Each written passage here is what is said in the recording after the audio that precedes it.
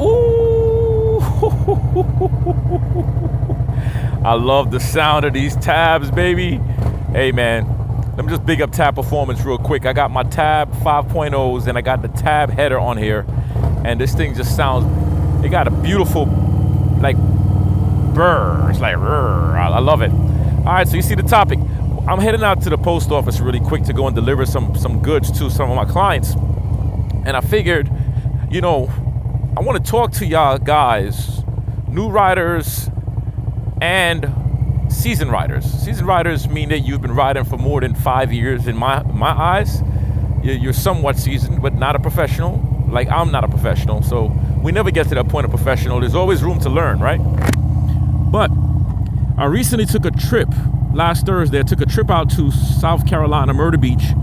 I rode down there for 1 day. Then I rode back home, got back home in the nighttime, rode through a rainstorm, slept for like about 4 hours. Then I woke up at 4:30 a.m. in the morning, left my house at 6 o'clock, and then got out to Slidell, Louisiana to support another brother's event, my man GQ.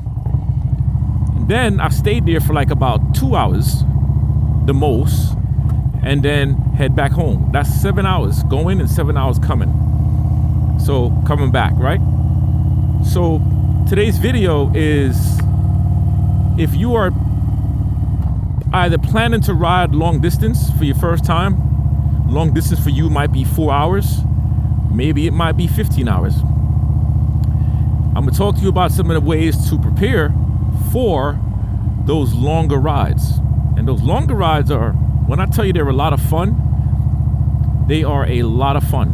However, if you try to do these big rides in one shot and you've never done it before, you're gonna get in trouble. You're gonna be in trouble. So one of the ways I tell you to start off, if you know you're gonna do, let's say, your first 8-hour ride, set up a time, right? And ride the first 4 hours in one direction and then 4 hours back. That's gonna still be 8 hours. But what you're gonna do there is you're gonna get a chance to pretty much see what your tolerance level is, what your body feels like. Do you feel like you need to adjust your chair, your seat? Do you need to feel adjust your forward controls? What about your handlebar? Do you have your backrest? So take the 4-hour journey first, take breaks in between, and go back. Another thing I mentioned right now is your backrest. I don't know about you guys, but a backrest, man, that is the best thing you can do for yourself on these long journeys. Because right now I'm able to lean back, stretch my legs out, and just enjoy the ride, right? And I feel so good. The backrest takes the pain out of my back, and I have back injuries, so with the backrest, it's the ultimate pain reliever. Another thing that I recommend for you to have is your highway bar. The highway pegs, I'm using Ciro's floor-mounted highway pegs, which I love. I don't like the bars that you put on the engine guard. I don't like those. Those, for some reason, every time I see the guys with their legs up like that, it's like they're in the damn GYN office. I don't like that look. So I like the bar here because it really helps me to stretch my legs out, right? Another thing when it comes to taking long distance rides is expect the unexpected. Have money put aside. Don't just ride knowing that you're broke. Have money put aside. If you get a flat and you need to get a flat tire, have at least $1,000, because you know a flat tire can cost you $500 depending on the tires you want. And then let's not mention hotels, and let's not mention the food that you got to eat, right? So expect the unexpected. For me, when I'm riding long distance as well, is I watch for people. Be careful of people, because drivers are dumb nowadays. A lot of motorists are completely stupid, and they do a lot of dumb things. Maybe you're one of those dumbass people watching this video right now that when you see a motorcycle, for some reason you feel like you got to, number one, race the motorcycle, number two, pull up behind a motorcycle, then cut out in the lane, number three, cut in front of a motorcycle, number four, and the list goes on and on. A lot of dumb motorists. I know you can hear my energy when I'm saying that. So when you're riding your bike, don't be afraid of it. Just be aware of it. Look out for people. When I'm by myself, I really feel good in the far right. I just feel good there. But I'm always watching for cars coming on, and I'm always watching for cars trying to get off, right? Now, the safest place to be is the far left, but that's when I'm doing higher speeds. When I'm cruising at 70 miles an hour, 75, I'm in the far right or the middle. People say those lanes are pretty dangerous. To each his own. I feel so as well if you're not careful. But I also feel like the left lane can be dangerous too, because if you're not going fast enough, you have people who are very impatient, and no matter how big the highway is, they are going to always find some reason in some way to still almost crash into you because they want to speed and they want you to get out the way. It's like, look at this little motorcycle dude on his dumbass bike. He needs to move out the way. Don't he know that I'm driving this big truck? Don't he see who I am? I'm the boss, right? So be careful of that stuff as well. Rain gear, have your rain gear. If you're traveling during the colder season, and even a hotter season, have yourself a sweater. Always keep a sweater in your bike pack, because the weather is unpredictable. And remember when I said prepare for the unexpected? That's what I'm talking about. Prepare for the unexpected. It might get a little chilly. Guess what? You good. You just throw on your thermal, your thermal sweater or your hoodie, whatever you got, you throw it on. Now I'm gonna tell you though, the long rides is more fun for me when I'm riding by myself than when I'm riding with people. Because when I'm riding with people, I have to worry too much about the people in front of me, the people behind me, the people next to me. I have to keep the pace, keep the tempo like everybody else. And I don't like it. If I'm riding with if I'm riding with a couple of brothers, I'm good. I like that because these brothers know how to ride. But when you're riding with a bunch of group of people who are strangers and you don't really know them, and you don't have I'm not me. That's not me. I enjoy when I'm riding solo, like I'm doing right now, just randomly get up and ride my bike. A lot of people say, yo man, give me a holler when you want to ride. And I tell them I'm spontaneous as heck. My spontaneity is off the charts. I'll just get up one day and just be like, yo, I'm gonna ride, and I'm gonna shoot a video and then turn back home. But I'm still riding, I'm still getting these miles. Right now I'm riding through this beautiful town called Mansfield, and I'm almost at my destination already. We were riding the whole time together. So when you're riding your bike, choose if you like to ride around people or by yourself. Try both. I'm good at both. If I have to, I have to, but I'm just telling you what my preferences are. That's pretty much it. And that's really the introvert side of me. A lot of people think that I'm an extrovert. I'm not. I'm what's called an ambivert. Ambiverts are both, but I'm more introverted than I am extroverted. I enjoy doing things by myself. That's my nature. But I'm also a good team player as well. Now, another thing is this too. Learn how to check your motorcycle. We'll talk about that in a second when I get back from dropping off this package. And I got to get the pin lock for this helmet. I don't realize how much these helmets, the ventilation, it absolutely sucks on these bikes, on these helmets. The ventilation is just, this thing get fogged up so quick. So I'm going to get the pin lock in this one, and that should make it much better. All right, let's talk about some of the things that I feel as a rider you should always check before you ride and after you ride, because let's face the fact, Harley Davidson vibrates a lot. The Harley will vibrate the money out of your damn pocket, all right? The Harley, especially when you got your bike fully decked out with the pipes and all that stuff like mine, that thing will vibrate the earth, all right? So some of the things to check on your bike, let's start from the front.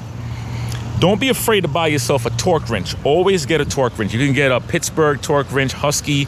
You can go more expensive like the Matco. You can go whatever. Go on Facebook Marketplace, buy yourself a torque wrench. Learn how to torque your stuff down. Some things don't need torquing, like your windshield. Just tighten that bad boy down, you're good, all right? So let's talk about the windshield. People neglect to check the screws on their windshield. When I put Beast back on the road, I went out, my man up top had noticed that my screw, this one here, wasn't tight, it was loose.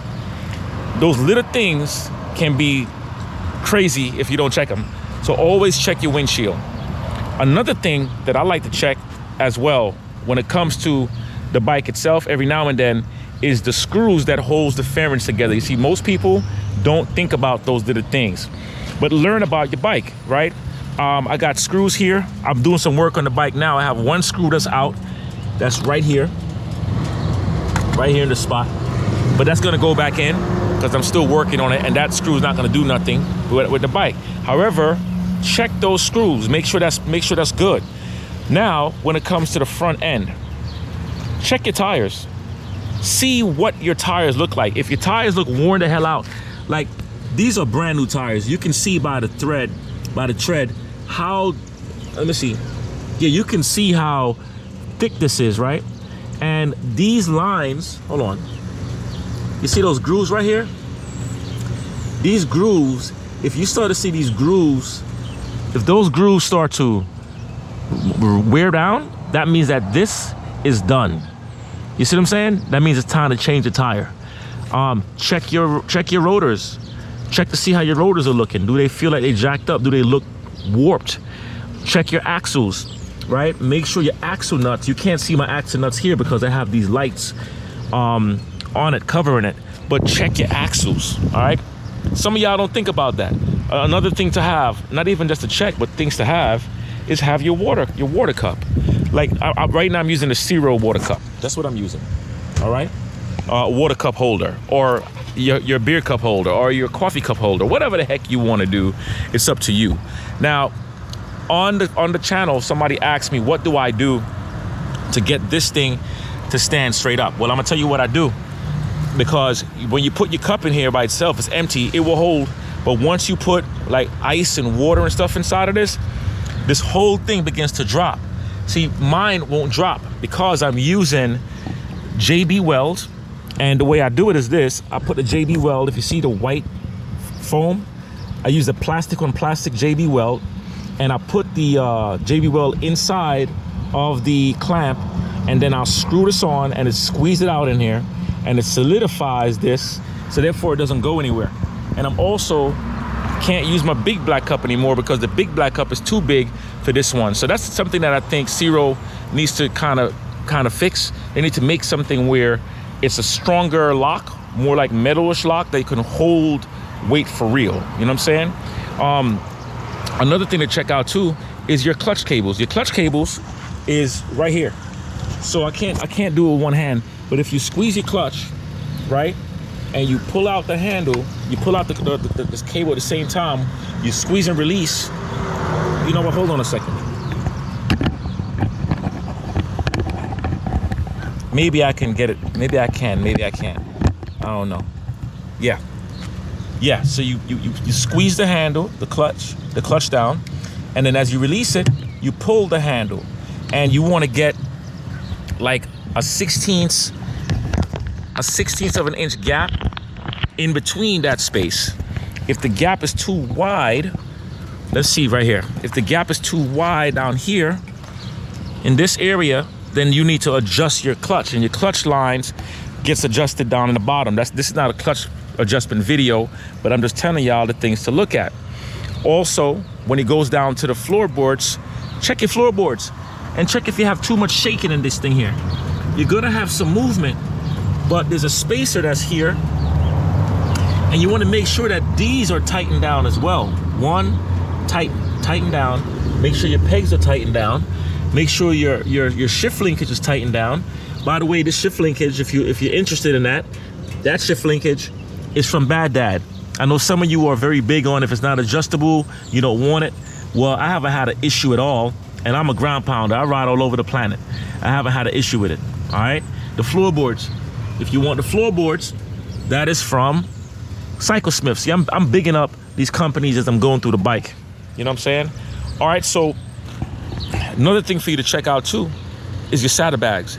Make sure your saddlebags are tightened down, because I can't tell you how many times I see people with their saddlebags and they're not tightening down the saddlebags. It's just a simple check. You open up the bag, you tighten it down, and that's it. Bada bing, bada boom. If you don't know how to tighten it down, you just open the bag. There's a latch right here. You turn it.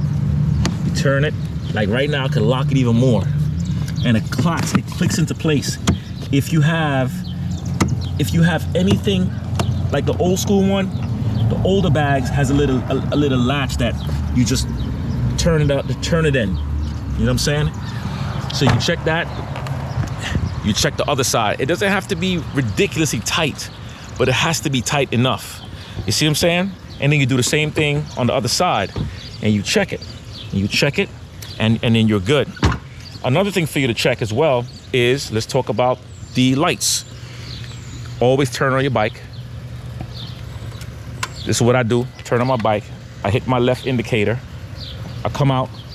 I make sure that my left indicator is working. That's working. That's working. That's working. And then I come back around. Then I go to the right indicator or the left indicator. It depends on which side you're looking at from the camera. And that's working. All of that is working. And then I'll check my lights. I'll step back from the bike. You look at your lights. You make sure your lights are working. So we know that that's working. And then also, don't be afraid to check your high beams and make sure that those are working. So we got light working, lights working, and then you do the same thing. You do it over again from the back. The back, you want to check your hazards too. See, the back is bright outside, but if you look, that's working. This is how you inspect your bike, guys. I'm telling you, inspect it. You go in the back. That's working.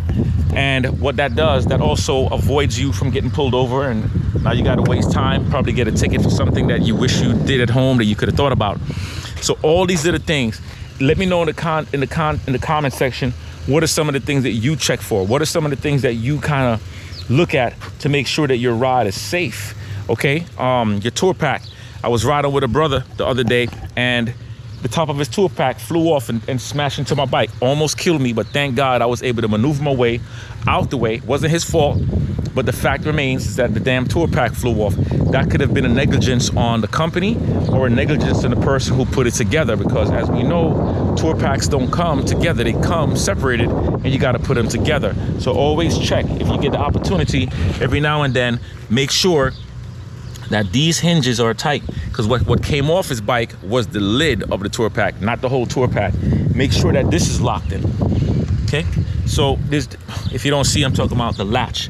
Make sure the latch is locked. Now that's just ideas and showing you, like, it's these little small things that can happen at any given moment. So just be careful, guys. I'm trying to tell you that, be careful. All right, the post office was closed, so I'm gonna have to come back later, which is fine. I still got a chance to take my ride with y'all, so let's ride. All right, we are off. Now that we're back on the bike, I'm hoping that the stuff that I'm talking about is making sense for you, especially if you're a new rider. Sometimes it can feel overwhelming a bit in the beginning, but the more you practice this, the more you practice learning your motorcycle, the better you will become. It's like everything else, right? It's like when you first starting to walk, it's hard to run. You try to run, you fall. But the better you get, the more wiser you get, the more confident you become. And honestly, I love fixing my bike, fixing my vehicles. Yeah, you know, if there's anything that's life-threatening, I have Bo and Melanie. I don't do anything that I don't know how to do. In other words, I'm not going to touch my motor really without them inspecting it for me. And that's how I learn. That's the way I learn my stuff. You know what I'm saying? Honestly, practice really is the truth. Let me adjust this angle for a bit. Bring this camera down a tad bit. There we go. Practice, and you will get better. Don't be intimidated by long rides. Don't be scared by group rides. I'm only speaking to you by my experiences, right? My experiences may not be your experience, or you might experience the same exact thing I'm experiencing or that I've experienced. Now, you got people, like I said, who I trust. Like, there's people who I could ride with all day, every day. I don't care. I could ride with some brothers who is just solid when it comes to riding. They're not showing off. They're not doing all that unnecessary noise, and they're not doing, you know, I can't ride with people who want to blast music while I'm riding. Like, bro, we're on the highway. Turn that damn thing off. I'm not telling them what to do. I'm just telling you how I feel. You know what I'm saying? Like, we don't need to be on that level. Ooh, these are back roads. I don't even know if I want to ride this road to scratch up my paint right now. You know what? I have options. So nope, I am not riding on that gravel road right now. Don't need to. Too soon to put bees through this unnecessary problem. It's a small road too, so all I gotta do is turn back the other way and I'm good. Yeah, that's better.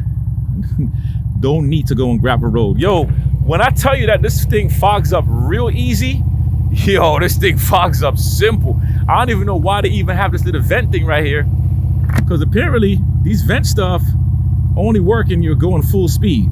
You know what I'm saying?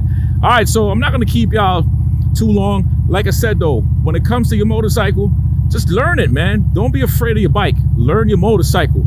Get out there, talk to people that's riding for years, talk to people who's riding for months, connect with instructors, learn all you can. Learn all you can. I know a lot of people talk about slow riding, which is good. Check out slow riding stuff, but also understand how to ride fast, understand how to stop quickly. If you gotta stop real quick, like I just had to do, even if I'm not going fast, guess what? You don't have to go fast enough to stop. People will be going slow and try to stop really quick, and the bike falls on them. Okay, the bike topples over. Learn everything you can about your bikes. Do not become cocky with it. Don't think you know everything. Me, I would never say that I know everything. As a matter of fact, I know nothing. I know nothing. You teach me things. You tell me stuff. You give me the information. Because you know what? You might say something that I never thought about. You might say something like, wait a minute, yo, I never thought about that. That's crazy. That's interesting. Let me try it out. So research. Learn your style of riding as well. All the things I'm giving you as I'm talking is just things coming to my mind. Learn your style of riding. Understand how to deal with the police. Police pulls you over. Guess what? You are not in the right and you're not in the wrong. You're just in the way.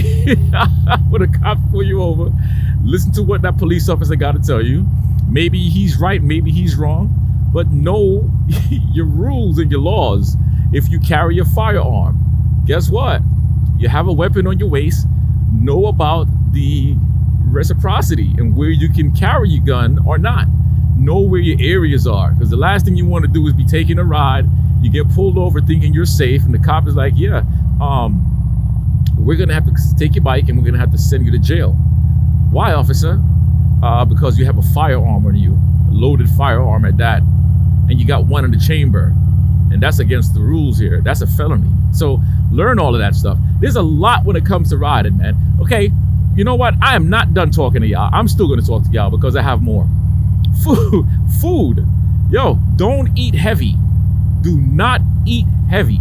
Eat light. When you stop at a gas station, get some pickles. Buy a pickle, get a little piece of pickles, bite on that, because the sodium in that is great electrolytes. It helps to avoid cramping. It helps to avoid all types of unnecessary headaches and migraines, all this nonsense, right? Also, drink water. You could even do Gatorade. Like when I'm traveling, I like to put the Gatorade with a bunch of ice in my cup and I sip it and I'll dilute it with water. But once again, electrolytes, very important. Do not eat heavy. When you eat heavy, your body's going to be fighting extra. It's going to be using more energy to digest that food. You see what I'm saying? So make sure you eat very light. A piece of fruit will be great because your body breaks down fruits. Simple. It's easy. The body's not fighting more than it's supposed to. Make sense? Another thing when it comes to nutrition, put some gum in your mouth. Chew that damn thing. Chew the gum. That little bit of sugar will give you the right amount of boost, but it's not a whole lot of sugar. Now, when you get to your destination, then you can go and have your bigger meals. Your body is saying, yes, now I'm good. And on the way, and you get to the gas station, stretch. You don't understand how stretching. You're on your motorcycle, roll your shoulders back, roll your shoulders forward. Keep your eyes on the road, but tilt your neck to the right, tilt your neck to the left. Look up, eyes on the road still. Look down, eyes on the road still. My eyes never left the road, but I'm still doing these things, right? When I'm on the highway, I'll twist my torso like this. I'll put the cruise control on the other side and I'll do the same thing and twist. But the whole time, my eyes is where? On the road. Your fingers, hold on, there's a squirrel. Squirrels are crazy. They will jump and run and go back and forth when they decide to either live or die. It's suicidal. So all of these things I'm giving y'all should be in a book. I think I'm gonna write a book. Hold on. All the stuff I'm giving you is literally a book on video, because these are my experiences. These are the things that I do that keeps me going. I always pop me a painkiller, ibuprofen. I always use ibuprofen. Let me tell you, it minimizes all the aches and pains that you get from when you're riding long distance, man. When you're going long distance, oh, the ibuprofen is no joke. Now, I'm not telling you to do anything like that because I'm not a medical doctor. So that's up to you. I don't know your personal problems. Check with your doctor if it's okay to do that stuff, because you might be on blood thinners and that might not work good for you. So check that out. You know what I'm saying? Also, let's get into the health world. In the fitness perspective, you start off by doing cardiovascular training. Believe it or not, long distance riding requires good cardiovascular. Cardiovascular and cardiopulmonary means the strength and the power of your heart. Cardiopulmonary means the heart and the lungs. When the stronger your heart, the stronger your lungs, the stronger your breathing capacity, the stronger your freaking ability to move longer it's going to increase more and more. You don't have to do extreme exercises to get in great shape, but you do have to exercise. Start off by walking, do a little bit of core drills. Stop eating so much damn food and being so heavy on your bike when you know you got a ride coming up. If you got a big ride coming up, get down 5 pounds. Travel lighter. Your body will feel better. Your body will thank you in the long run. I'm telling you this. I'm not asking you. I'm telling you. This is factual, baby. All facts. All right? So let me stop yapping my mouth. Let me give y'all a heads up. As y'all know, I'm no longer in the club. I Am Bread MC is no longer my club. I don't have a club. However, as you see, I do have my black denim patch on, because what? This is my identity. This is what identifies me. You see the sensei? I put my name on my left side this time. I like my name on my left. Okay, I got my Jamaican flag, I got my Spartan top, I got my hog pins, and I'm gonna put a couple more patches on here, things that I earned, like my 0 mile marker when I went to Key West. So this is gonna be my vest. Okay, at first I was gonna put the Ride Fit Nation on the back, but I realized, you know what, even though I'm not gonna offend many people with a top rock, a bottom rock, I'm gonna follow the laws. You know what, I said to myself, let me leave that and just go slick back. Keep it smooth, just keep it as what it is. You know what I'm saying? That way I'm respecting the brothers in the clubs. I'm still staying MC protocol. I'm still doing that because I still got a lot of love for the set. I got a lot of love for the set. Will I ever want to go in a club again? Hell no. No, I'm good. Let me tell y'all, but it's very hard though. I'll make a video describing how I feel when I left the club and what are some of the pluses and the pros and the cons. I'll make a video on that as well. But like I said, I left on good accordance. I didn't leave on the bad note. But it feels great right now, just riding free and doing what I do. That's it. That's all I got to tell y'all. Anyway, we'll touch on that topic pretty soon. We'll get a little deep on it. Expect for me to talk to y'all some real stuff as usual. I never like to talk fake stuff. All right, got to cut my grass today. This grass looks crazy. You might not be able to tell from the camera, but the grass needs to cut. All right, this is Sensei telling you, let's get these miles. Let's get this money. Let's get these muscles, baby, because at the end of the day, you know what? Ain't nobody going to do them for you anyway. You got to do it for yourself. Let me see how good I could come in this garage without put my foot down. Damn it, I failed. I put my foot down. That sucked. All right, yo. Love y'all. Don't forget, like, comment, share, subscribe. Let me know what are some of the things that you do. And if you found this video helpful, it would be greatly appreciated if you share that with me. All right? I'm out of here. Peace.